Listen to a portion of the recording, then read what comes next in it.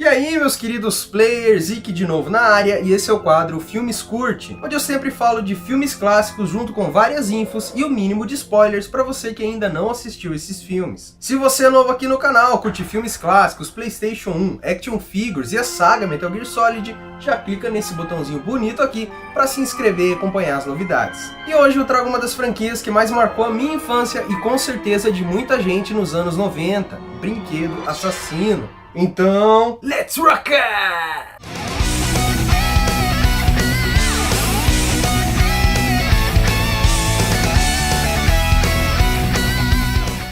Adi-dui Dembella, give me the power, I beg of you! Saga criada por Don Mancini, Brinquedo Assassino, conta a história do criminoso psicopata Charles Lee Ray, mais conhecido como o Estrangulador de Lakeshore, que em certa noite, em um confronto com a polícia, é baleado e no seu leito de morte, usa seu conhecimento em magia voodoo para transferir sua alma para o corpo de um boneco good guy, ou no português, boneco bonzinho, que é um boneco muito popular dentro do universo do filme. Porém, quando no corpo do boneco, ele tem um certo tempo limite para poder transferir novamente a sua alma para um novo corpo humano. Caso esse tempo não seja respeitado, ele se torna um boneco com características humanas, com órgãos, sangue e tudo mais. Porém, nunca mais pode sair dessa forma. A franquia conta com 6 filmes e eu vou falar sobre cada um deles, trazendo várias curiosidades. O filme que abriu a saga foi Child's Play, no Brasil com o nome de Brinquedo Assassino, sendo do gênero terror e lançado no ano de 1988. Ele foi dirigido por Tom Holland, que foi o diretor de A Hora do Espanto, de 1985, e o roteiro foi escrito por Don Mancini. O protagonista aqui é Andy, um garoto de apenas 6 anos, interpretado por Alex Vincent, que até fez outros papéis pequenos no cinema, mas é mais conhecido mesmo por Brinquedo Assassino. Também temos Chris Sarandon, que fez vários filmes na década de 80, mas é memorável por ser o ator que deu a voz a Jack do filme O Estranho Mundo de Jack de Tim Burton de 1993. E por fim, é claro, Brad Dourif, que é literalmente o próprio Chuck / Charles Lee Ray. Ele sempre fez vários papéis secundários antes e depois de Brinquedo Assassino, mas o que o consagrou mesmo foi o seu papel como boneco Chuck. Inclusive, ele fez uma pontinha no Halloween de Rob Zombie, que foi a saga que eu falei por último aqui no canal. Se você ainda não viu esse vídeo, clica aqui ou no link na descrição para poder conferir esse vídeo que tá bem bacana. Esse filme se passa em Chicago em 1988 e logo após transferir a sua alma para o corpo do boneco, Charles é comprado pela mãe solteira Karen Barkley e dado de presente para o seu filho Andy Barkley. Para poder enganar Andy, ele diz que o seu nome é Chuck. É claro que na verdade o que ele queria era se apoderar do corpo do garoto. Com o passar do tempo, Chuck vai fazendo mais vítimas e Andy começa a ser visto como um garoto com problemas por todos ao seu redor. O filme tem um enredo simples, mas muito original. Alguns takes do boneco são assustadores e bem realistas, pois contavam com mecatrônica e 0 de efeitos em computação gráfica. Galera, em todos os filmes curte eu sempre cito as notas do IMDb e do Rotten Tomatoes, mas depois do vídeo do Halloween eu cheguei definitivamente à conclusão que as notas dadas por críticos para filmes de terror não devem ser levadas como um critério para ver ou não o filme. Isso porque até mesmo no livro Evil Dead, Arquivos Mortos, profissionais do meio deixaram explícito que a Academia de Cinema despreza e considera filmes de terror como um gênero apenas acima dos filmes pornôs. Então, como todos os filmes curtes já servem como recomendação e as notas de toda a saga Brinquedo Assassino são baixas, vou deixá-las de lado e apenas dizer que assistam a saga porque vale muito a pena. Aí se você detestar, pode voltar aqui depois e me xingar, ok? Algumas curiosidades sobre esse filme são: no decorrer do filme é possível ver que o boneco fica com feições cada vez mais humanas conforme o tempo passa. O título inicial do filme era Blood Buddy, o que em português seria algo como Amigo Sangrento. O filme foi lançado dia 9 de novembro de 1988, mesma data que no filme Charles Lee Ray transfere sua alma para o boneco. O filme teve um orçamento de 9 milhões e faturou mais de 33 milhões de dólares só nos Estados Unidos. Toda a movimentação de Chuck foi criada com mecatrônica. O boneco contava com 17 pequenos motores e necessitava de 3 a 5 pessoas para controlá-lo. 2 pessoas controlavam os braços, umas mãos, uma cabeça e a outra, que atuava como chefe de equipe, controlava o corpo e orientava os demais. No rosto do boneco existia um transmissor de comandos que duplicava suas expressões faciais e 4 comandos foram colocados nos lábios para ajustar com precisão cada palavra que tinha de ser pronunciada nos diálogos do filme. Para realizar todas as cenas foram criados 9 modelos de bonecos, um simples, um que ficava em pé, um que caminhava, 2 marionetes utilizadas para conseguir movimentos rápidos e específicos, como sentar, morder ou bater, e bonecos substituíveis que podiam ser jogados e submetidos a cenas mais violentas. A maioria das vozes de Chuck foram gravadas com antecedência por Brad Dourif. Dessa forma, a equipe podia ajustar a boca do boneco em relação às palavras. Mas na cena em que o boneco pega fogo, ele fez a dublagem dos gritos ao vivo. O esforço dele foi tanto que ele quase desmaiou depois da cena. Nessa mesma cena em questão, a equipe tentou filmar o boneco em chamas, porém o plástico derretia muito rápido e não havia como dar um movimento realista à cena. Então eles filmaram a cena com um dublê anão vestido com uma roupa anti-chamas. O felizardo foi Ed Gale, que também foi o Pato Howard no filme Howard, o super-herói de 1986. O sucesso do primeiro filme foi o suficiente para os produtores trazerem uma sequência, Child's Play 2, no Brasil com o nome de Brinquedo Assassino 2, lançado em 1990. A direção agora vai para as mãos de John LaFia, que foi o diretor de Max Fidelidade Assassina de 1993, mas o script ainda fica por conta de Don Mancini. Alex Vincent retorna como Andy Barclay e Brad Dourif a partir desse filme sempre faz a voz de Chuck, apesar de não mostrar o seu rosto. O filme se passa em 1990, novamente em Chicago. Depois do incidente do primeiro filme, Karen Barclay, a mãe de Andy, processou a Play Pals Toys, fabricante e distribuidora dos bonecos Good Guy. Porém, devido à falta de provas, o caso é julgado improcedente e ela acaba em um hospital psiquiátrico. Andy fica em um órgão do governo para guardar uma custódia adotiva temporária. Chuck retorna à vida, pois é reconstruído pelos diretores da Play Pals Toys, que achavam que a história era falsa. Andy é adotado por um casal, e assim que Chuck descobre seu paradeiro, vai atrás do garoto para novamente tentar roubar o seu corpo. Esse é o filme da saga que mais foi exibido no SBT na década de 90, e na minha opinião é o mais assustador. Uma curiosidade sobre esse filme é que ele possui algumas cenas excluídas que foram exibidas somente na TV americana, além de um final alternativo, onde é mostrado que depois que a cabeça de Chuck explode, um pedaço dela cai dentro do túnel de plástico derretido, formando uma nova cabeça de boneco que termina sorrindo para as câmeras, o que faz mais sentido para sua sequência. Child's Play 3, no Brasil com o nome de Brinquedo Assassino 3, lançado no ano de 1991, agora dirigido por Jack Bender, mas novamente com o roteiro de Don Mancini. Brad Dourif está de volta como a voz de Chuck, mas Andy Barclay agora tem 18 anos e é interpretado por Justin Walling. E ainda temos uma ponta do ator Andrew Robinson, que atuou no clássico Hellraiser de 1987. Esse filme quebra um pouco a linha temporal. Apesar de ser lançado em 1991, ele se passa em 1998, pois Andy já tem 16 anos e está em um colégio militar, onde é taxado por muitos como louco por causa da história com o boneco que foi exposta ao público devido a vários processos judiciais. Até então, devido às polêmicas envolvendo Andy e o boneco possuído, a Play Pals Toys havia parado a produção do boneco Good Guy, mas já se passaram 8 anos desde o último incidente e a produção do boneco é retomada. Como havia o resto dos mortais de Chuck misturados no tanque de plástico da fábrica em Chicago, rapidamente ele volta à vida, localiza Andy e vai novamente atrás do garoto para tentar roubar seu corpo. Porém, chegando na academia militar, ele encontra uma nova vítima para o seu ritual. Esse filme ainda tem um foco no terror, apesar de algumas cenas serem inconscientemente engraçadas. Chuck faz várias vítimas e sabotagens dentro do colégio militar, o que faz todos pensarem que Andy é o responsável. Como em Brinquedo Assassino 2, o boneco aqui continua muito bem feito e aterrorizante. Algumas curiosidades sobre esse filme são: sob pressão do Universal, Don Mancini escreveu o roteiro do terceiro filme antes mesmo do segundo ser lançado, e ele saiu apenas 9 meses depois de Brinquedo Assassino 2. Mancini diz que Brinquedo Assassino 3 é o que ele menos gosta, pois sentiu que suas ideias se esgotaram depois do segundo filme, e a seus olhos o filme não teve uma história decente. Brinquedo Assassino 3 é o único filme da franquia em que Chuck mata apenas homens. Nesse filme ele não matou nenhuma mulher. Assim como no segundo filme, Brinquedo Assassino 3 também possui cenas excluídas que foram exibidas somente para a TV americana. Em uma delas é explicado como Andy e Tyler se conheceram e se tornaram amigos, já que no filme original não foi mostrado como ambos se conheceram. 7 anos depois veio Bride of Chuck, no Brasil com o nome de A Noiva de Chuck, lançado em 1998. Agora pulando do gênero terror tradicional para um terror com uma comédia bem escrachada. A direção aqui foi de Ronnie Yu, que também foi o diretor de Fred vs Jason de 2003. Já o roteiro se mantém com Don Mancini. Brad Dourif obviamente volta com a voz de Chuck e conhecemos a sua noiva, interpretada por Jennifer Tilly, que sempre foi coadjuvante em vários filmes e séries, mas só aqui mesmo que ela se tornou conhecida. Ainda temos uma pontinha de John Ritter, que para quem se lembra dos anos 90, era o Ben Healy nos filmes do Pestinha 1 e 2, que passava muito no cinema em casa e sessão da tarde da vida. Já no Pestinha 3 nem tem ele, que aquele filme lá é uma porcaria que não merda nenhuma, desculpe.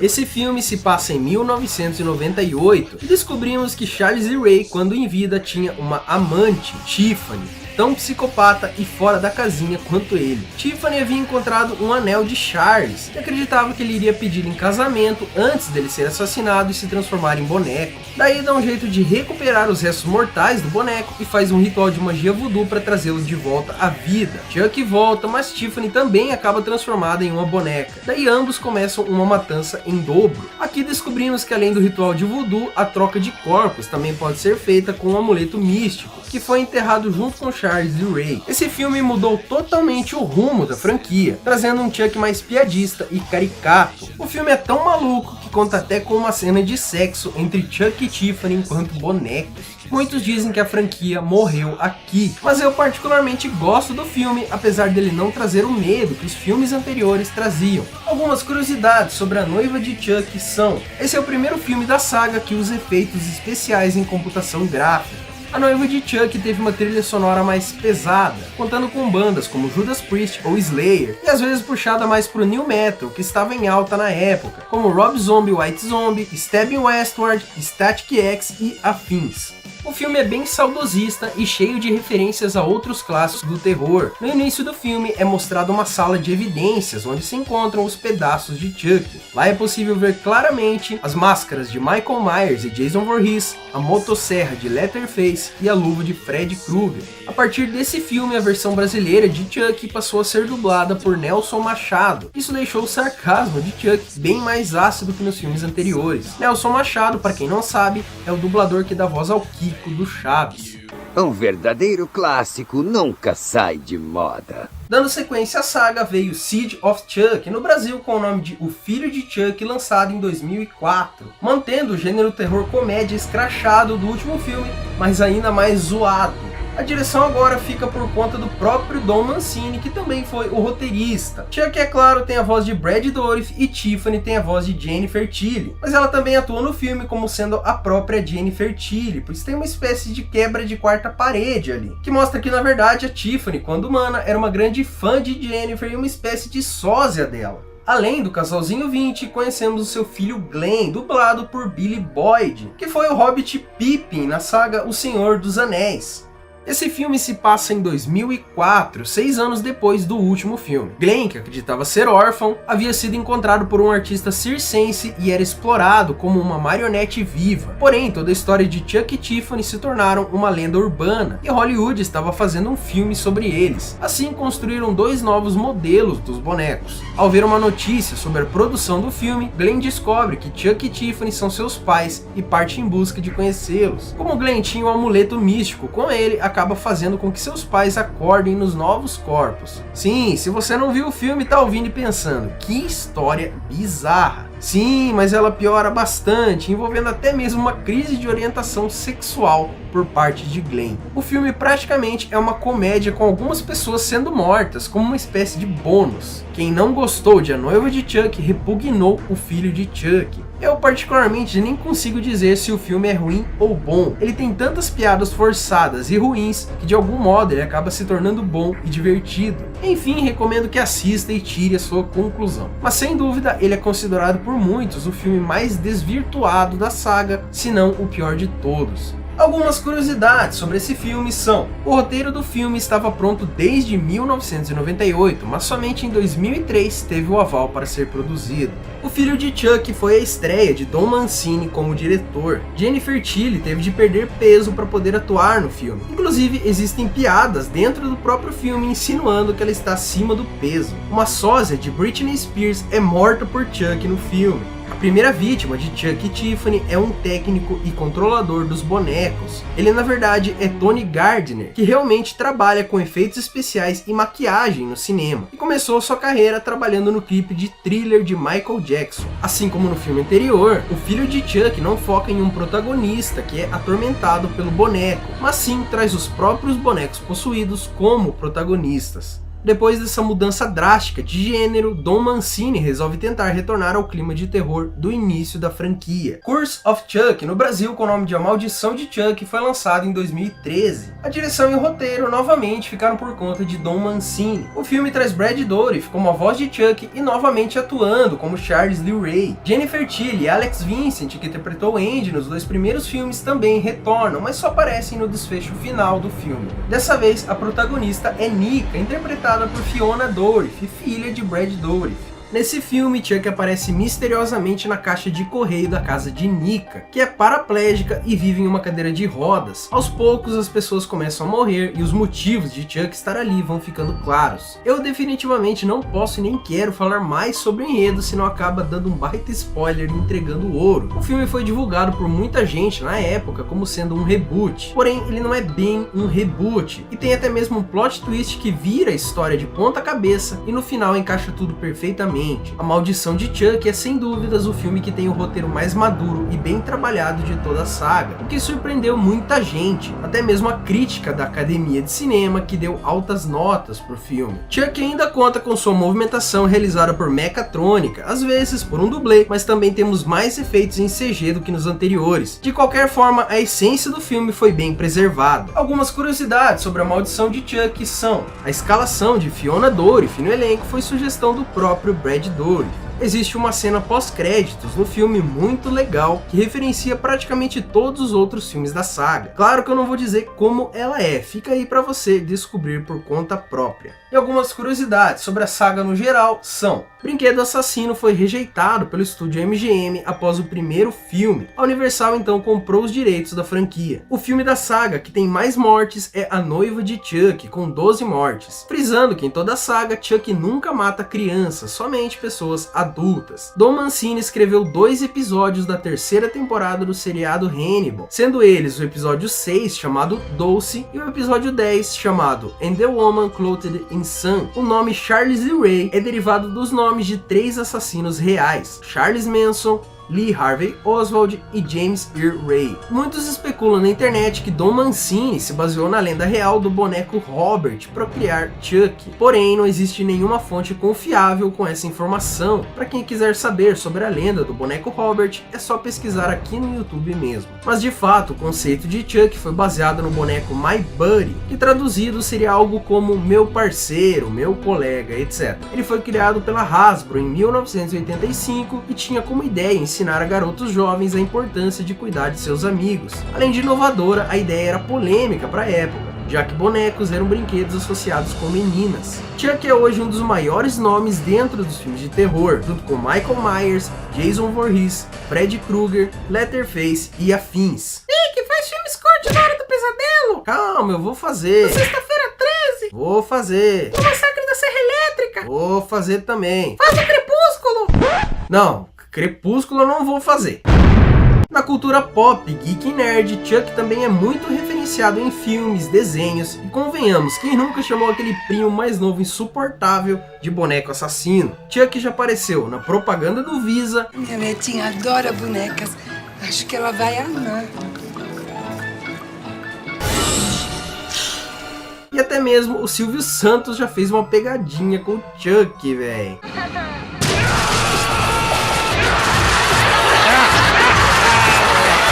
Não é possível, não é possível.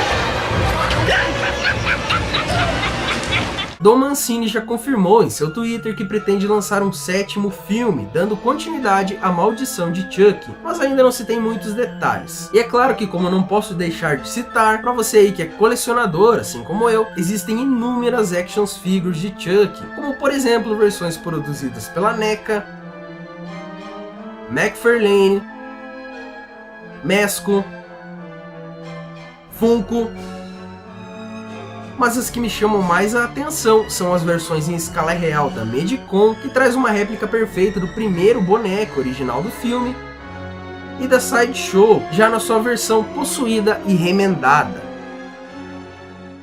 Enfim, chegamos ao fim de mais um vídeo. Se você curtiu, clica em gostei aqui embaixo. Comenta aí se você já conhecia o Chuck. É claro que conhecia, todo mundo conhece.